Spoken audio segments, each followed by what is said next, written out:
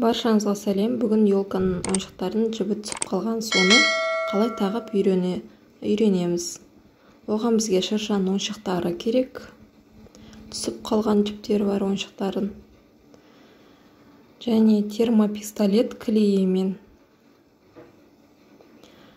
Жіп, менде бар қара жіп, осындай қалыңдау. Қайшы. Жібімізді әр түрлі размерда өзіміз дайындап аламыз. Шыршаға ілуге ыңғайлы қылдырып. Ойыншығымызды алып, ішіне кіргіземіз.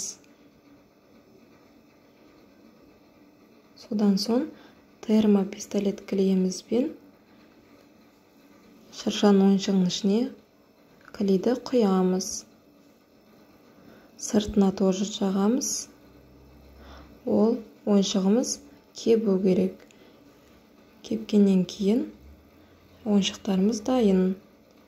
Дайын болған ойыншығымызды шыршаға ілуге болады. Көргендеріңізге көп рахмет.